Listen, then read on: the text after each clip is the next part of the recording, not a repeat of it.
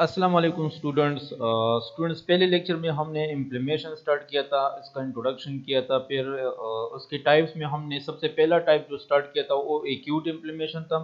तो कल वाले लेक्चर में हमने फिर एक्यूट इम्प्लीमेशन का थोड़ा सा इंट्रोडक्शन पढ़ा था और इसमें हमने ये कहा था कि इसमें दो किस्म के चेंजेस अकर होते हैं। एक को वस्कुलर चेंजेस कहते हैं और दूसरे को ल्यूकोसाइट सेलुलर इवेंट्स कहते हैं, ठीक है ना। तो दोनों चेंजेस हम वन बाय वन डिटेल में डिस्कस करेंगे। तो आज का जो लेक्चर है वो है vascular changes which occurs in acute inflammation. Acute inflammation में जो वस्कुलर चेंजेस अकर होते हैं, सो वो वस्कुलर चेंजेस हम आज के लेक्चर में पढ़ेंगे। सो सब्जेक्ट है जनरल पैथोलॉजी, टॉपिक है चेंजेस इन एक्यूट इन्फ्लेमेशन और ये चेंजेस नंबर फर्स्ट जो वस्कुलर चेंजेस अकर होते हैं एक्यूट इन्फ्लेमेशन में। So let's start it. Vascular changes में सबसे पहला जो चेंज है, असल में वस्कुलर चेंजेस में दो किस्म के चेंजेस अकर होते हैं, ठीक है ना। इनमें सबसे पहला क्या है, changes in calibre of blood vessels, यानी ब्लड वेसल्स के हवाले से कौन से चेंजेस अकर होते हैं। सो ब्लड वेसल्स के हवाले से कौन से चेंजेस अकर होते हैं। पहले क्या होता है, इनिशियल वेजो कंस्ट्रक्शन। वेजो कंस्ट्रक्शन कैसे कहते हैं, इनिशियली क्या मतलब है, इनिशियल का मतलब है स्टार्ट में। वेजो कंस्ट्रक्शन का क्या मतलब है, वेजो कंस्ट्रक्शन के जिसमें ब्लड वेसल जो के है ये कंस्ट्रक्ट हो जाते हैं, नैरो हो जाते हैं, तंग हो जाते हैं, ठीक है ना। तो इसको कहते हैं वेजो कंस्ट्रक्शन, इसको कहते हैं। यानी अगर आप देखें तो ये वर्ड दो लफ्जों से बना है, एक वेजो लफ्ज से जिसका मतलब है वेसल्स, यानी ब्लड वेसल्स की तरफ इशारा करता है, और दूसरा ये लफ्ज जो कि इसमें कंस्ट्रक्शन आता है। कंस्ट्रक्शन का क्या मतलब है, नैरो होना, तंग होना, कंस्ट्रक्ट होना। सो इनिशियली जब एक्यूट इन्फ्लेमेशन होता है तो ब्लड वेसल्स में क्या चेंजेस आते हैं, तो इनिशियली वेजो कंस्ट्रक्शन अकर होता है। वेजो कंस्ट्रक्शन, ब्लड वेसल जो कि ये कंस्ट्रक्ट हो जाते हैं, ठीक है। So the earliest response to acute injury is the transient constriction and the small blood vessels terminal arterioles। और ये जो वेजो कंस्ट्रक्शन है ये स्मॉल ब्लड वेसल्स में आकर होते हैं। और हमारे साथ स्मॉल ब्लड वेसल्स कौन से हैं, जो टर्मिनल आर्टियोल्स है। These are the small blood vessels. In terminal arterioles में वेजो कंस्ट्रक्शन आकर होगा, परसिस्टेंट वेजोडाइलेशन। लेकिन इसके बाद क्या होगा, इसके बाद ये ट्रांजिट कंस्ट्रक्शन होगा, ठीक है ना। इनिशियली जो कि ये थोड़ा कंस्ट्रक्ट हो जाएगा, लेकिन थोड़े वक्त के बाद फिर क्या हो जाएगा, वेजोडाइलेशन और परसिस्टेंट वेजोडाइलेशन आकर होगा। So vasodilation repeatedly follows the initial constriction, यानी इनिशियल कंस्ट्रक्शन के बाद फौरन जो कि है वेजोडाइलेशन जो कि ये रिपीटली स्टार्ट हो जाएगा, तेजी के साथ वेजोडाइलेशन स्टार्ट हो जाएगा। अच्छा, वेजोडाइलेशन का क्या मतलब है, वेजोडाइलेशन का यानी इसमें भी दो लफ्ज है असल में। अगर आप देखें, it is also made from two words, एक वेजो, इसमें एक वेजो यानी ब्लड वेसल्स की तरफ इशारा करता है, और दूसरा इसमें वर्ड है डायलेशन। सो डायलेशन का क्या मतलब है, खोलना, डायलेट होना, ठीक है ना। सो वेजोडाइलेशन का क्या मतलब है, जिसमें ब्लड वेसल जो के है ये डायलेट हो जाते हैं, ओपन हो जाते हैं, ठीक है ना। सो जब इनिशियल कंस्ट्रक्शन होता है तो ये स्टार्ट में इनिशियली होता है, कुछ टाइम के लिए होता है, और इसके बाद फौरन जो के है डायलेशन स्टार्ट हो जाता है और एक परसिस्टेंट वेजोडाइलेशन स्टार्ट हो जाता है। सो वेजोडाइलेशन रिपीटली फॉलोज, ये बहुत तेजी के साथ फॉलो हो जाएगा। The initial construction, after the initial construction repeatedly, बहुत तेजी के साथ वेजोडाइलेशन जो के है ये स्टार्ट हो जाएगा। And persist for the duration of inflammatory process, और ये कब तक रहेगा, परसिस्टेंट का मतलब है कि यानी मुस्तकिल होगा, काफी टाइम के लिए होगा। एंड परसिस्ट, और ये कब तक रहेगा, for the duration of the inflammatory process, यानी जब तक ये इम्प्लीमेटरी प्रोसेस हमारे बॉडी में चलता रहेगा तो इसके साथ फिर वेजोडाइलेशन होगा। यानी वेजोडाइलेशन जो कि ये परसिस्टेंट है, ठीक है ना, यानी परमानेंट है फिर। लेकिन जो सॉरी वेजोडाइलेशन, लेकिन जो वेजो कंस्ट्रक्शन है ये ट्रांजिट है, ये थोड़े टाइम के लिए होगा, ट्रांजिट होगा, ठीक है ना, इसको ट्रांजिट कहते हैं, ये परमानेंट नहीं होगा। जबकि वेजोडाइलेशन जो के है ये जब तक हमारे बॉडी में इंफ्लेमेटरी प्रोसेस होगा उस वक्त तक जो के है ये वेजोडाइलेशन होगा। So again I repeat, vascular changes में कौन से चेंजेस आते हैं? तो सबसे पहले जो कि है ब्लड वेसल्स के हवाले से कौन से चेंजेस आते हैं? तो इसमें दो किस्म के चेंजेस आते हैं। इनिशियली जो कि है इसमें वेजो कंस्ट्रक्शन अकर होता है। The earliest response to acute injury is the transient construction and the small blood vessels in terminal arterioles. लेकिन इसके बाद क्या होगा? एक परसिस्टेंट वेजो डायलेशन स्टार्ट हो जाएगा वेजो कंस्ट्रक्शन के बाद। Vasodilation rapidly follows the initial constriction and persists for the duration of the inflammatory process. So next slide की तरफ बढ़ते हैं। ये तो पहला चेंज था ब्लड वेसल में। दूसरा जो कि ब्लड फ्लो में, एक ब्लड वेसल में चेंज आ गया, दूसरा ब्लड फ्लो में अब हम पढ़ते हैं कि ब्लड फ्लो में किस तरह चेंज आएगा।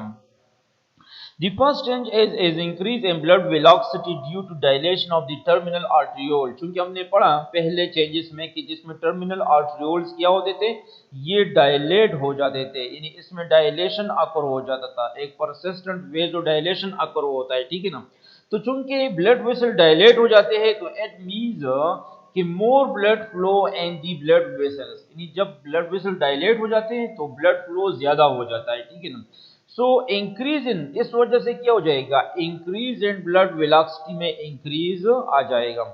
This phase is for a short time, लेकिन ये बहुत शॉर्ट टाइम के लिए होता है। This followed by slowing of the blood stream, और इसके बाद जो कि फिर क्या हो जाता है कि जो ब्लड स्ट्रीम है ये स्लो हो जाता है।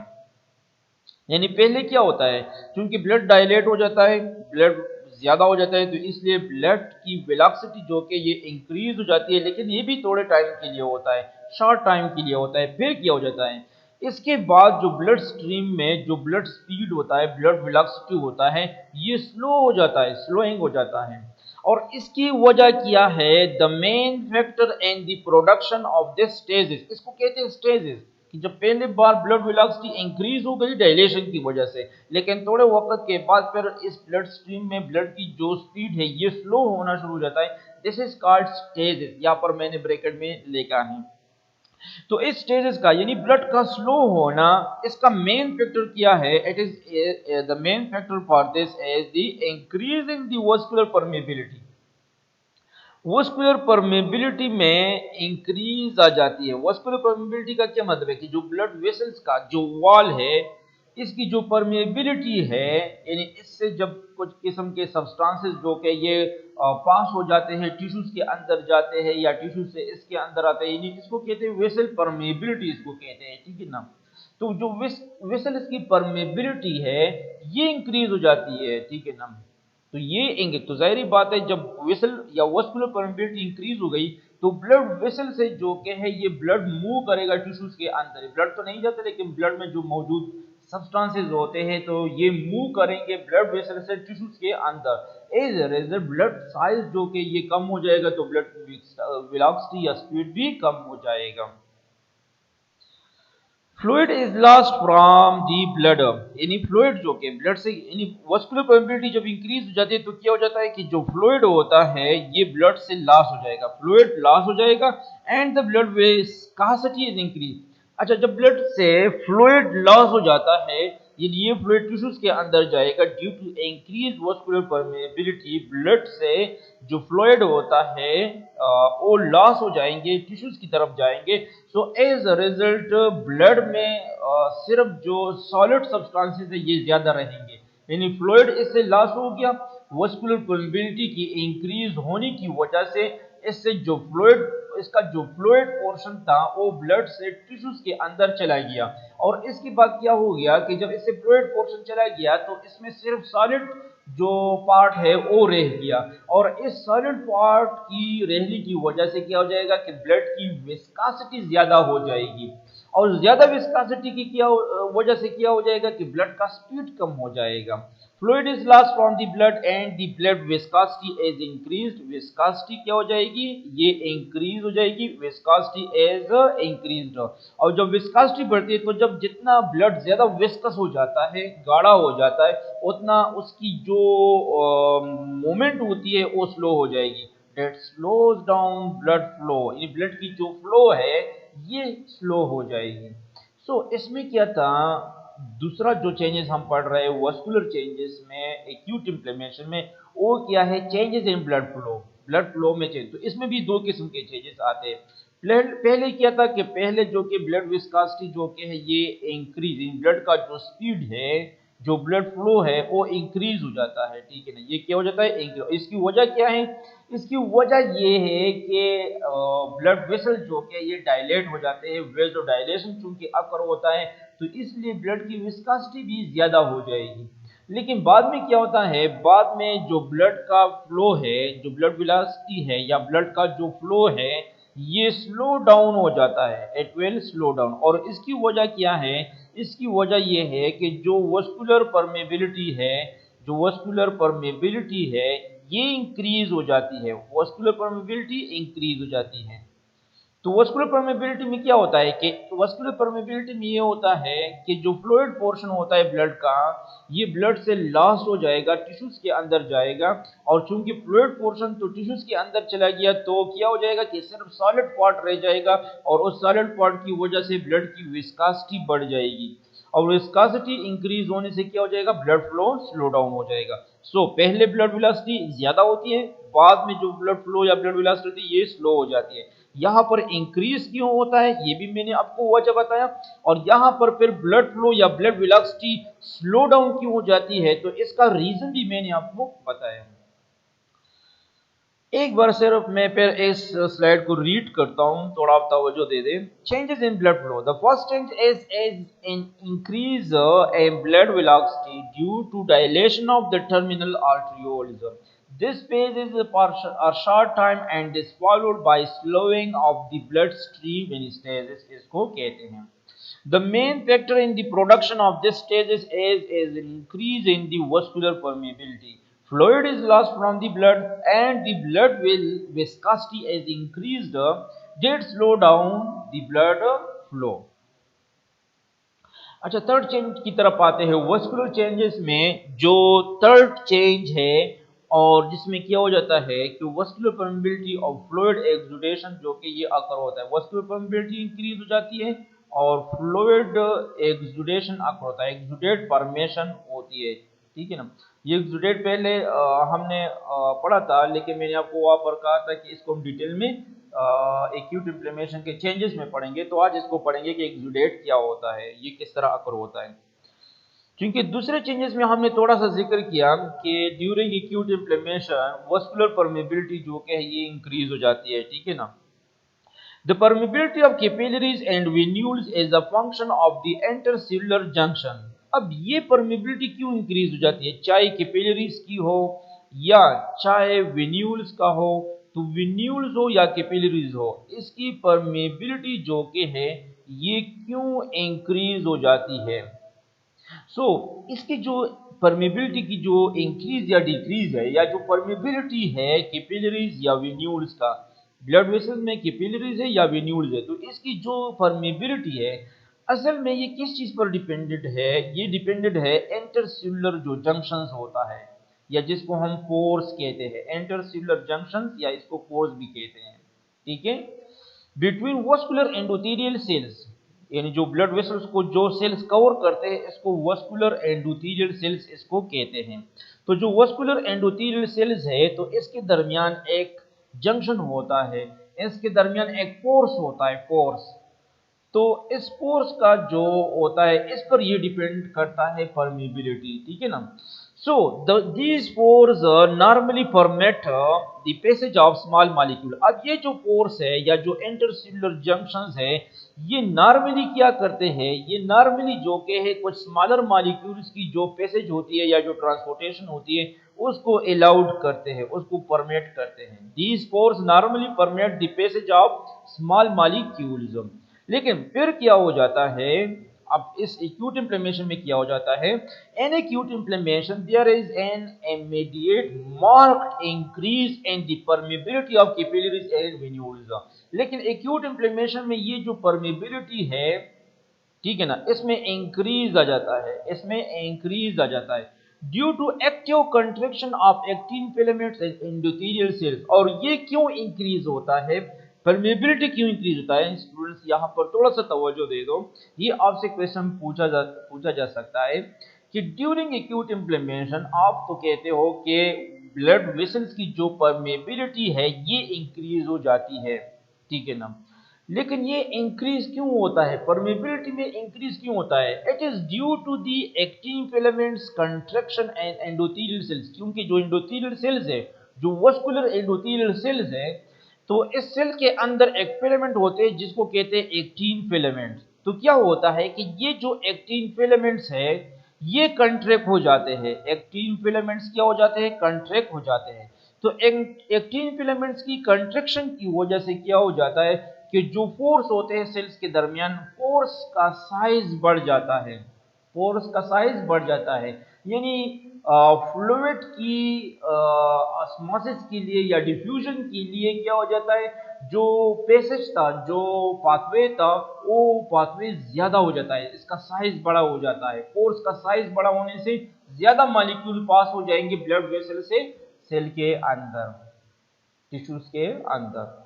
सो एक्टिन फिलामेंट्स कंट्रैक्ट हो जाते हैं, एंडोथेलियल सेल्स का जो एक्टिन फिलामेंट्स है वो कंट्रैक्ट हो जाता है, जिसकी वजह से पोर्स या जो वस्कुलर जंक्शन है वो बढ़ जाएगा, तो इस वजह से परमेबिलिटी इंक्रीज हो जाएगी। As a result widening of intercellular junctions, यानी जो पोर्स था या जिसको इंटरसेल्युलर जंक्शंस कहते हैं एंडोथेलियल सेल्स का, वो वाइड हो जाएगा, खोल जाएगा, ज्यादा खोल जाएगा, विच अलाउज, जो परमिट करेगा, अलाउ करेगा passage of large amount of fluid, यानी बहुत ज्यादा फ्लूइड जो के है ये इससे पास हो जाएगा। एंड हाई मॉलिक्यूलर वेट, और पहले स्मॉलर मॉलिक्यूलर वेट वाले जो सब्सटेंस थे वो पास हो जाते थे, अब इस परमेबिलिटी या पोर्स का साइज बढ़ने से क्या हो जाएगा कि जो हाई मॉलिक्यूलर वेट प्रोटीन्स है या अदर सब्सटेंसेस है ये भी जो के है पास हो जाएंगे। This process is called exudation, और इस प्रोसेस को कहते हैं एक्सुडेशन, इसको कहते हैं, इस प्रोसेस का एक्सुडेशन कहते हैं। अगेन आई रिपीट स्टूडेंट्स, थोड़ा सा तवज्जो दे दो, क्या होता है कि हमारे जो वेसल्स है, ब्लड वेसल्स है, इनके वॉल में एंडोथेलियल सेल्स पाए जाते हैं। तो क्या होता है कि इन एंडोथेलियल सेल्स के दरमियान पोर्स होते हैं, दो एंडोथेलियल सेल्स के दरमियान पोर्स होता है, ठीक है ना, एक जंक्शन होता है। तो इस जंक्शन नॉर्मली क्या होता है कि इस पोर्स के जरिए से, इस जंक्शन के जरिए से सब्सटेंसेस या फ्लूइड की ऑस्मोसिस या डिफ्यूजन होती है from blood vessels into the tissue, ठीक है ना, इस पोर्स के जरिए से, इस इंटरसेल्युलर जंक्शन के जरिए से सब्सटेंसेस या फ्लूइड जो कि ये ब्लड से डिफ्यूजन या ऑस्मोसिस के थ्रू चले जाते हैं टिश्यूज के अंदर। तो क्या होता है कि जब एक्यूट इन्फ्लेमेशन होता है तो इस ये जो ब्लड वेसल्स है इसकी परमिबिलिटी में थोड़ा इंक्रीज आ जाता है, और इंक्रीज क्यों हो जाता है, क्योंकि इसमें जो मौजूद सेल्स होते हैं, जो एंडोथेलियल सेल्स होते हैं, तो इसके अंदर एक्टिन फिलामेंट होते हैं, तो ये एक्टिन फिलामेंट कंट्रैक्ट हो जाते हैं। तो जितने एक्टिन फिलामेंट ज्यादा कंट्रैक्ट हो जाएंगे उतना उन सेल्स के दरमियान जो जंक्शन होता है, जो पोर्स होता है, ये ज्यादा ओपन हो जाएगा। तो जितना ये ज्यादा ओपन हो जाता है या खुल जाता है, ठीक है ना, तो उतना ज्यादा सब्सटेंसेस और वाटर मॉलिक्यूल्स या फ्लूइड वगैरह जो कि ये पास हो जाएगा from blood vessels into the tissues. तो इस वजह से क्या हो जाता है कि परमेबिलिटी इंक्रीज हो गया, और परमेबिलिटी इंक्रीज होने से मोर substances and fluid is lost from blood into the tissues, क्योंकि टीम फिलामेंट्स कंट्रैक्ट हो जाते हैं एंडोथेलियल सेल्स के, तो वो इंटरसेल्युलर जंक्शन जो कि ये ओपन हो जाते हैं, वाइड हो जाते हैं, खुल जाते हैं, जिसकी वजह से more fluid and substances will lost from blood vessels and to the tissues. और इस प्रोसेस को कहते हैं, इस पूरा प्रोसेस को कहते हैं एक्सुडेशन, ठीक है। This exudation of fluid produces tissue swelling called inflammatory edema, और इस exudation की वजह से, ठीक है ना, अब चूंकि ज्यादा फ्लूइड जो कि ये ब्लड वेसल से टिश्यूज के अंदर जाएगा, तो इसी वजह से वो एरिया या वो जो साइड होता है जहाँ पर ये अकर होता है वो थोड़ा स्वेल हो जाएगा, ठीक है ना, वहां पर स्वेलिंग हो जाती है। इसी वजह से जब हमारा कोई इंजरी होता है बॉडी के किसी पार्ट पर, तो कुछ वक्त के बाद वो स्वेल हो जाता है, ठीक है ना, तो स्वेलिंग की वजह ये है, एक्सुडेशन इसकी वजह है। एक्सुडेशन किसे कहते हैं ये मैंने आपको डिटेल में पढ़ाया। तो इस स्वेलिंग को कहते हैं, now this swelling is called inflammatory oedema. आमतौर पर स्वेलिंग के लिए हम एडीमा वर्ड यूज करते हैं, क्योंकि ये इंफ्लेमेशन में अकर होता है, या चूंकि ये इंफ्लेमेशन की वजह से होती है ये स्वेलिंग, तो इसलिए इसको इन्फ्लेमेटरी एडिमा कहते हैं। This exudation of fluid produces tissue swelling called inflammatory oedema. ठीक है, so again I repeat this slide, बल्कि मैं पहले वाला स्लाइड भी इसके साथ रीड करता हूँ। थर्ड जो चेंज है, जो वस्कुलर चेंजेस है जो इन्फ्लेमेशन या एक्यूट इन्फ्लेमेशन के दौरान अकर होता है, वो क्या है? Increase vascular permeability and tissue exudation. The permeability of capillaries and venule is a function of the intercellular junction या pores between vascular endothelial cells। Impermeability किस चीज पर डिपेंड करता है? पोर्स पर डिपेंड करता है। These pores normally permit the passage of smaller molecules। इस पोर्स के जरिए से या इस इंटरसेल्युलर जंक्शन के जरिए से जो स्मॉलर मॉलिक्यूल्स होते हैं ये पास हो जाते हैं। फिर क्या होता है? In acute inflammation, there is an immediate marked increase in permeability of capillaries। Acute inflammation में क्या होता है कि जो capillaries की permeability है इसमें increase आकर होता है, and venules और venules की permeability में भी increase आकर होता है। ड्यू टू, और ये क्यों होता है? परमेबिलिटी में इंक्रीज क्यों होता है? Due to active contraction of actin filaments and endothelial cells. क्योंकि जो एंडोथेलियल सेल्स है इसकी जो एक्टिन फिलामेंट्स है ये कंट्रैक्ट हो जाते हैं। एज ए रिजल्ट, अब इसकी वजह से क्या हो जाएगा? Widening of intercellular junction occurs. जो इंटरसेल्युलर जंक्शन थे या जो पोर्स थे ये वाइड हो जाएंगे, खुल जाएंगे, which allows passage of large amount of fluid in high molecular weight protein. जिसकी वजह से क्या हो जाएगा कि जो फ्लूइड है या जो हाई मॉलिक्यूलर वेट प्रोटीन्स है ये भी पास हो जाएंगे from blood vessels into the tissues. This process is called, और इसको कहते हैं एक्सुडेशन। और इस एक्सुडेशन की वजह से चूंकि फ्लूइड लॉस होता है तो इसी वजह से क्या हो जाएगा कि जो इंजर्ड एरिया है इसमें स्वेलिंग हो जाएगा। अब नॉर्मली जो बॉडी में स्वेलिंग होती है तो इसको हम एडिमा कहते हैं, लेकिन चूंकि ये जो स्वेलिंग है ये इन्फ्लेमेशन के दौरान अकर होता है, ये इन्फ्लेमेशन की वजह से होता है, तो इसलिए इसको इन्फ्लेमेटरी एडिमा इसको कहते हैं। This exudation of fluid produces tissue swelling called inflammatory oedema इसको कहते हैं। नेक्स्ट स्लाइड की तरफ बढ़ते हैं। Mechanism of increase vascular permeability. Increase vascular permeability में इंक्रीज क्यों अकर होता है? So there are 5 possible mechanism of increase vascular endothelial permeability. 5 mechanism हो सकते हैं जिसकी वजह से वस्कुलर एंडोथेलियल परमेबिलिटी इंक्रीज हो सकते हैं। एक नंबर क्या है? एंडोथेलियल कंट्रैक्शन, जिस तरह पहले हमने पढ़ा। Due to actin filament contraction and endothelial cells, क्योंकि एंडोथेलियल सेल जो होते हैं इसमें एक्टिन फिलामेंट्स होते हैं, तो इस एक्टिन फिलामेंट्स की कंट्रैक्शन की वजह से क्या हो जाता है? परमेबिलिटी इंक्रीज हो जाएगा। दूसरा जो कि क्या है? एंडोथेलियल सेल रिट्रैक्शन, जो कि इसकी वजह से भी हो सकता है, और डायरेक्ट एंडोथेलियल इंजरी की वजह से भी, resulting in endothelial cell necrosis. जो अगर एंडोथेलियल सेल को कोई इंजरी अकर होता है तो इस वजह से क्या हो जाता है कि एंडोथेलियल सेल्स की नेक्रोसिस अकर हो जाएगी और इस वजह से increasing the vascular permeability increase हो जाएगा। फॉर एग्जांपल बर्न केस में या किसी इन्फेक्शन में। अच्छा, फोर्थ नंबर क्या वजह, क्या मैकेनिज्म हो सकता है परमेबिलिटी इंक्रीज होने के? Leukocyte mediated endothelial injury to endothelial cells. Leukocytes की वजह से, डब्ल्यूबीसी व्हाइट ब्लड सेल्स की वजह से अगर एंडोथेलियल इंजरी अकर हो जाती है तो इस वजह से भी may occur from the proteolytic enzymes release from the leukocytes which accumulate during inflammatory response. तो इस तरह होता है कि जो ल्यूकोसाइट या डब्ल्यूबीसीज होते हैं तो इसमें प्रोटियोलिटिक एंजाइम्स होते हैं, प्रोटियोलिटिक एंजाइम। तो इस एंजाइम्स ल्यूकोसाइट्स की इस प्रोटियोलिटिक एंजाइम की एक्टिविटी की वजह से भी जो एंडोथेलियल सेल्स है इसको इंजरी अकर हो जाएगी और इस वजह से भी परमेबिलिटी पर इंक्रीज हो जाता है। नंबर 5 किया मैकेनिज्म हो सकता है leakage from regenerating capillaries during wound healing. क्या होता है कि जब वाउंड हीलिंग होती है यानी जख्म दोबारा ठीक हो जाता है, ठीक है ना, तो वहां पर जो मौजूद कैपिलरीज है ये भी रीजनरेट हो जाते हैं, क्योंकि कैपिलरीज भी इंजर्ड हुआ था तो कैपिलरीज भी दोबारा रीजनरेट हो जाएगा। रीजनरेट का क्या मतलब है? दोबारा पैदा होना, दोबारा ठीक होना। तो वहां पर मौजूद जो कैपिलरीज जो इंजर्ड हुए थे वो भी रीजनरेट हो जाएंगे। तो इस दौरान भी थोड़ा सा लीकेज होता है ब्लड वेसल से, ब्लड कैपिलरी से कुछ लीकेज अकर होता है। because of new capillaries are formed which are leaky initially। तो इस लीकेज की वजह से भी परमेबिलिटी इंक्रीज होती है। तो ये वजह भी हो सकता है।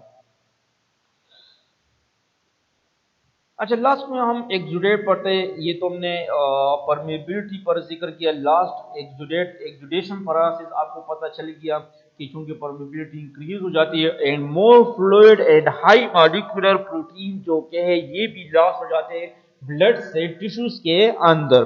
तो इस प्रोसेस को कहते हैं एक्सुडेशन। और जो फ्लूइड बनता है तो इसको कहते हैं एक्सुडेट। इस प्रोसेस को एक्सुडेशन कहते हैं। और जो फ्लूइड या जो सब्सटेंसेस ब्लड वेसल से टिश्यूज के अंदर जाते हैं, ये एक्सुडेशन के दौरान जो फ्लूइड जो के है ये परमिबिलिटी इंक्रीज होने की वजह से ब्लड वेसल से टिश्यूज के अंदर या सेल के अंदर जाते हैं, तो इस फ्लूइड को कहते हैं exudate. It is inflammatory extravascular fluid. Exudate क्या है? ये एक इंफ्लेमेटरी एक्स्ट्रावास्कुलर फ्लूइड है। अच्छा, ये तीन वर्ड यहाँ पर यूज हुए। एक तो ये है कि एक्सुडेट एक फ्लूइड है, ये बात तो आप याद रखिए। एक्सुडेट क्या है? ये एक फ्लूइड है। अच्छा, ये इंफ्लेमेटरी फ्लूइड है। अब इसको इंफ्लेमेटरी क्यों कहते हैं? क्योंकि ड्यूरिंग इंफ्लेमेशन ये पैदा होता है, ठीक है ना। क्योंकि ये एक्सुडेट जो कि इसकी फॉर्मेशन ड्यूरिंग इन्फ्लेमेशन होता है, इसलिए हम कहते हैं कि ये इन्फ्लेमेटरी फ्लूइड है। अच्छा, इसको हमने एक्स्ट्रावास्कुलर भी कहा कि ये इन्फ्लेमेटरी एक्स्ट्रावास्कुलर फ्लूइड है। तो एक्स्ट्रावास्कुलर क्यों इसको कहते हैं? क्योंकि एक्स्ट्रा का मतलब है जो एक्स्ट्रा होता है, जो बाहर होता है, वास्कुलर। क्योंकि इसमें ब्लड वेसल से ये फ्लूइड बाहर जाता है, टिश्यूज की तरफ जाता है, तो इसलिए हम कहते हैं कि एक्स्ट्रावास्कुलर। अब ये ब्लड वेसल्स का हिस्सा नहीं होता है, अब ये ब्लड वेसल से बाहर जाता है, तो इसलिए हम कहते हैं extravascular. So again I repeat, exudate क्या है? ये एक इंफ्लेमेटरी एक्स्ट्रावास्कुलर फ्लूइड है। अब इस पर मैंने आपको समझाया कि इसको इंफ्लेमेटरी एक्स्ट्रावास्कुलर फ्लूइड क्यों कहते हैं। That has high protein concentration. और याद रखिए एक पॉइंट तो ये है कि ये फ्लूइड है, इंफ्लेमेटरी फ्लूइड है, इंफ्लेमेटरी एक्स्ट्रावास्कुलर फ्लूइड है। अब दूसरा बात इसमें क्या है एक्सुडेट में कि it have high protein concentration. इसमें प्रोटीन की कंसंट्रेशन ज्यादा होती है, यानी प्रोटीन इसमें ज्यादा होता है।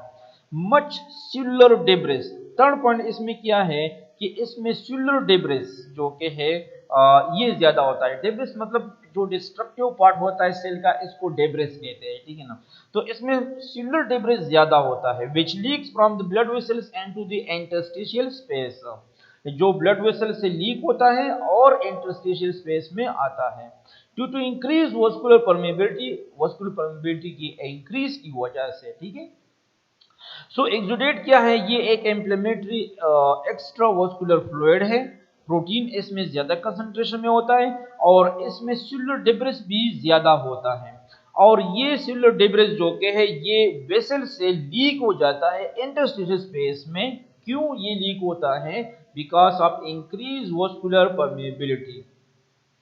For example, pleural effusion due to pneumonia or tuberculosis. For example, जो न्यूमोनिया में या टीबी में, ट्यूबरकुलोसिस में, इन दोनों डिजीज में क्या हो जाता है कि इन दोनों में प्लूरल एफ्यूजन होता है।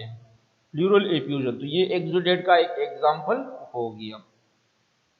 सो थैंक यू स्टूडेंट्स। आज का जो टॉपिक था वो था changes occurs in acute inflammation, और इसमें वास्कुलर चेंजेस आज हमने पढ़े। और वास्कुलर चेंजेस में हमने फिर तीन किस्म के चेंजेस पढ़े। एक जो कि ब्लड वेसल्स में कौन से चेंजेस आकर होते हैं, फिर दूसरे नंबर पर जो कि ब्लड फ्लो में किस तरह चेंजेस आकर होते हैं और किस तरह का चेंजेस इसमें आकर होते हैं, और थर्ड जो कि है फिर थर्ड हमने वास्कुलर परमेबिलिटी का जिक्र किया और जो फ्लूइड एक्सुडेशन बनता है। वास्कुलर परमेबिलिटी में क्या चेंजेस आते हैं कि ये इंक्रीज होता है। इंक्रीज का वजह क्या हो सकता है और मैकेनिज्म क्या हो सकते हैं, तो ये भी हमने जो कि है डिटेल में इसका जिक्र किया। ये हमने फिर 5 मैकेनिज्म पढ़े और लास्ट में थोड़ा हमने एक्सुडेट का जिक्र किया कि एक्सुडेट जो एक्सुडेशन प्रोसेस के दौरान बनता है ये क्या होता है, ये भी हमने जिक्र किया।